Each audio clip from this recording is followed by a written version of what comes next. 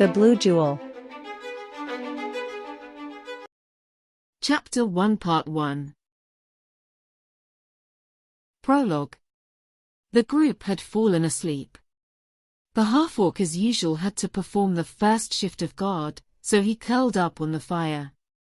Agnorak always preferred to be the first, and none of his teammates opposed this decision. Silently watching the flames dance elegantly to the sound of his thoughts, he took a short sip from the cup, tasting the contents slowly. The taste of bitter tea reminded him of old times, before his first battle, even before he killed for the first time. At that time during the summer nights, his father and he used to go hunting and fishing. Many times they returned empty, and that was strange in such skilled warriors, but they did not put much effort. It was a simple excuse to get lost in the lush forests of their birthplace, Vale Nevodo. At night they both sat quietly watching the fire. In late summer and early autumn it shone to one star in particular, Aldebaran, to the west between the two moons. His father then took the opportunity to tell him a legend about that hero with whom Agnorak used to fall asleep. On a night like this, even if I made an effort I could hear his guttural voice telling the next story. Aldebaran was the chosen one of the gods. He was a mere mortal like the others, but there was something inside him that made him different, the untamed fire of a dragon. The gods never helped him in his exploits, they simply considered him among all their favorite. In time he became a great warrior. His exploits were such that one day the gods raised him to the heavens to fight alongside them in the celestial wars. And he did it so well that as a reward they gave him the gift of immortality and sat next to them. But Aldebaran instead only made two wishes, to return to live among mortals anonymously, and when he was about to die, he wanted to do it by fighting a worthy rival. The gods were pleased by his humility and created a star in his honor that shines with special intensity at the end of summer, which was when Aldebaran passed away. His father always told him this legend every night, until Agnorak came to memorize it. Later, when he began to travel and met multiple cultures and sages, he heard thousands of legends, but nobody knew the legend of Aldebaran, until he thought it was an invention of his father. The last sip of the cup was down his throat. He shook his head. He certainly wouldn't follow in Aldebaran's footsteps. Surely he would end up like his father, killed in an ambush during the search for a lost treasure that appeared in an old forgotten parchment. He for the moment survived as a small-time mercenary. Immersed in thought, Agnorak noticed someone patting him on the back. The half-orc was slightly surprised. As a precaution he brought his hand to his sword, but it was Inil, the young woman who had to replace him in the guard. He calmed down, gave up his place next to the fire to sit under the shelter of an old tree. He began to cool down like that he covered himself with his blanket and sleep began to overcome him. Stories for children. He thought just before closing his eyes, if there was one thing he was sure of, it was that one day he would die. Chapter 1. There are those who doubt these facts related here. Their critics say that there is no indication that how great heroes met before, but thanks to the mandate of the Emperor I have succeeded in gathering corroborating evidence the total certainty of this narrative. Except from the book, Heroes of the Black Empire. Author, Keymen. Aris. Deboke's call was urgent. The half-orc did not feel like going, since he more or less suspected what Deboke wanted to communicate to him, nothing good. He came to the door of his superior's office, sighed. Now he would have to accept the consequences of his actions. I decisively knock on the door, 2 forceful knocks. Go ahead. It was a hoarse and firm voice, from someone accustomed to making decisions for a long time. Aris entered Deboke's office. As always with the table full of books, letters, and contracts. He was sick of order and of meticulously recording everything that happened within his company of mercenaries. But not only was Deboke in the office, he was accompanied by the half-elf Loranthas. The issue must be serious. Good afternoon, Aris, please take a seat. Debok indicated without putting any emphasis on the words with which the half-orc did not know what to expect. Aris took a seat next to the elf, who was looking at him seriously. Both shared the same rank within the mercenary company, captains. There were 2 more captains and a general, Debok, who did not normally go on a mission in person, used to delegate to one of his 4 captains. Neither Aris nor Loranthus were Debok's right-hand man, although he had great confidence in both of them. Each captain had enough independence in his command, so it was strange to see the half-elf present at this meeting. Before Aris spoke, Debok threw a letter that ended up landing on the very edge of the table, with one of its tips pointing to the half-orc. Aris recognized the seal, unmistakable, a black dragon holding with its lower claws a rose to which petals fall. It was the seal of the Black Emperor. "I received this letter yesterday, Aris," commented Debok with a serious gesture. "I doubt that the Emperor needs our services," replied Aris ironically. Debok was not amused by the comment, turned in his chair and reached out to reach the letter and open its contents. "According to the Emperor, a month ago you met with a group of rebels, who proposed you to lead an Orca revolt against the Empire." Aris leaned back, was what he suspected. Indeed, he had met discreetly with an Orc delegation. They offered him the command of an insurrection, but Aris did not accept his proposal and recommended that they not try. At the moment the Black Empire was too powerful. "It's true, I declined the offer. I only met with them because of the friendship that bound me to one of the members of the group. The Emperor doesn't care about that. He has threatened to wipe us all out if something like this happens again." Debok's tone was one of anger, "But that's not the serious thing.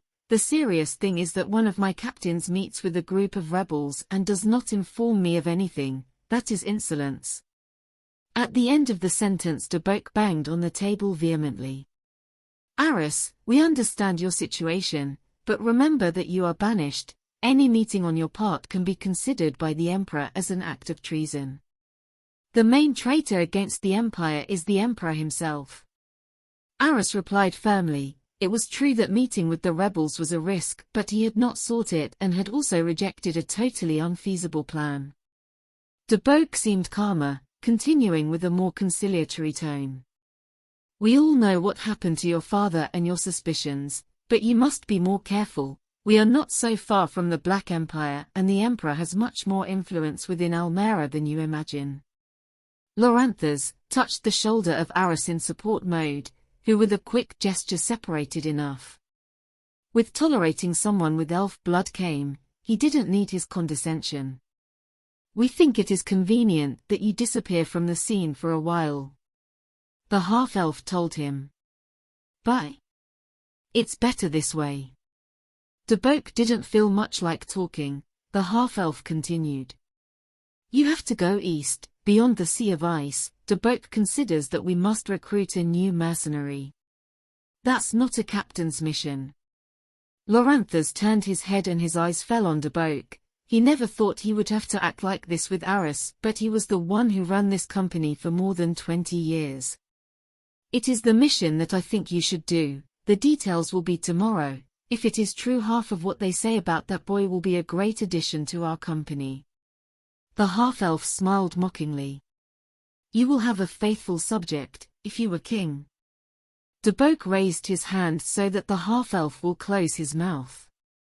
Aris's look was one of disdain, evidently a punishment.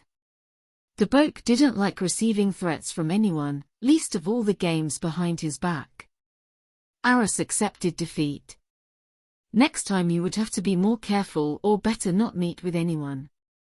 The half-orc got up and left the office without saying goodbye.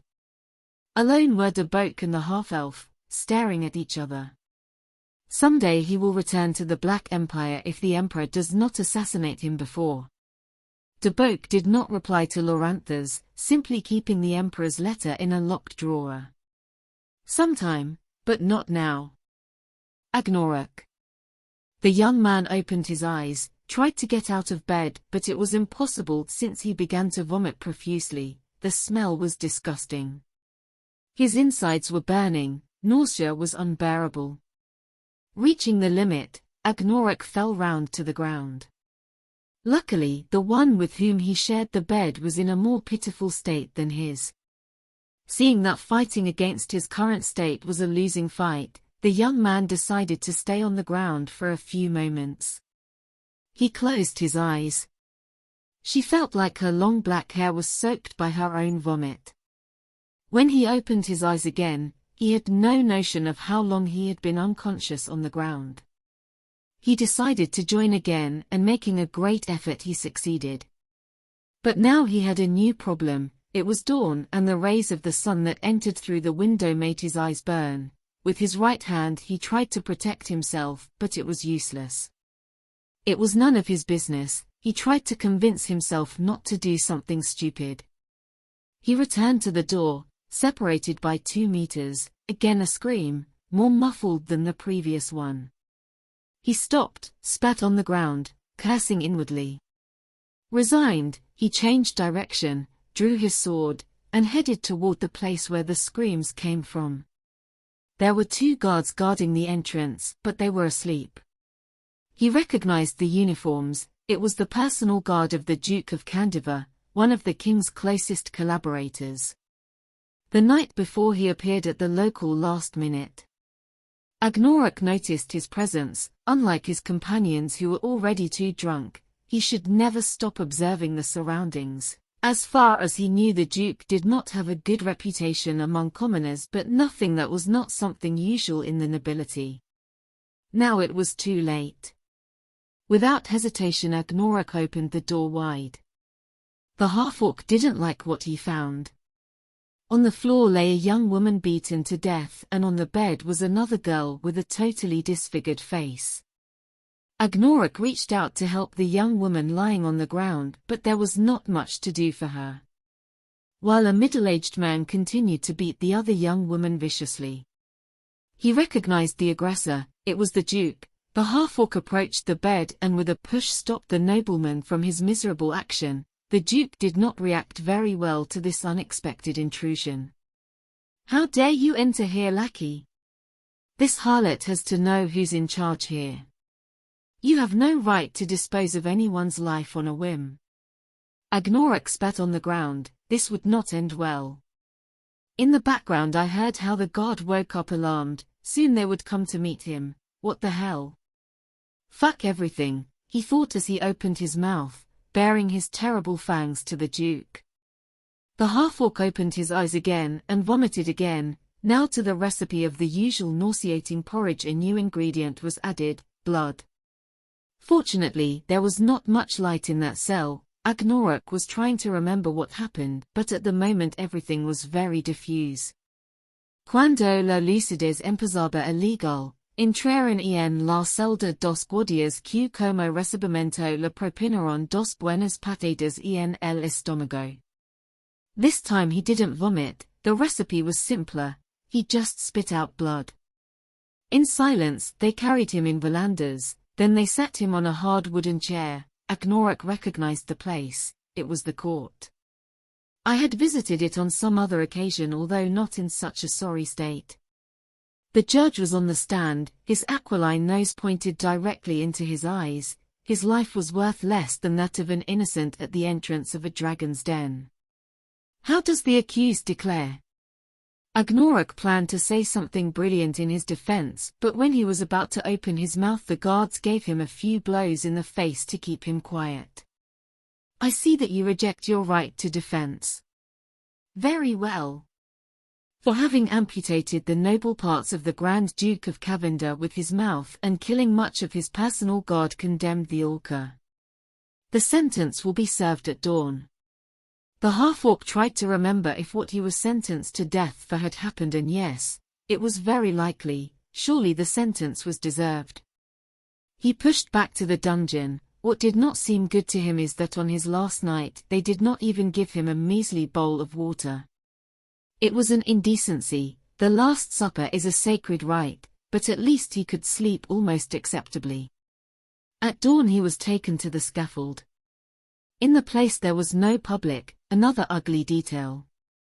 He had castrated one of the highest nobles in the kingdom, in short a pittance.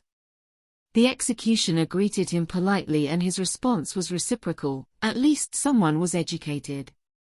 They put the rope around his neck, without hardly waiting for the executioner activated the spring that opened the trapdoor.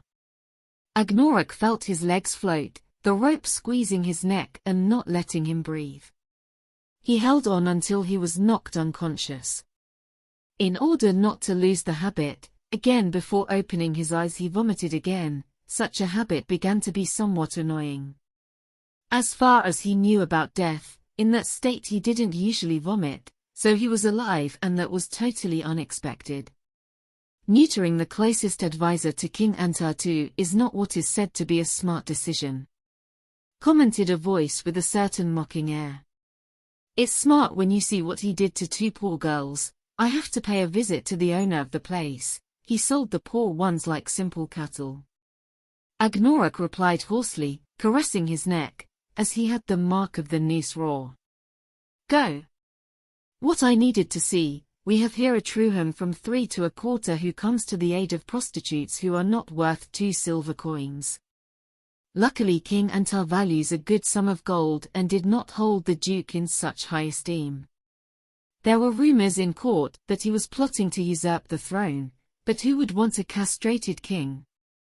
It is a worse fate than death. That voice Agnorok had never heard but still had something familiar. It was the accent, without a doubt, a guttural accent typical of an orc. It reminded him of his father. Agnorok sat up and looked defiantly at his interlocutor. And you? Who the fuck are you? The young man in front of him smiled and showed fangs that were very familiar to Agnorok. That young man was a half-orc like him, but not as tall and corpulent. Agnorok was shocked. He had only seen one member of the White Orcs, his father. It was the first time he had met another member of his tribe. My name is Arasath Arabakaras. You are Prince Aras. Agnorok, of course, who knew him, was a famous warrior, son of the ill-fated Orc General Arabakaras and now banished by the Black Emperor. Next to Aras was a tall, bald, dark-skinned man. He wore a heavy blue wizard's robe.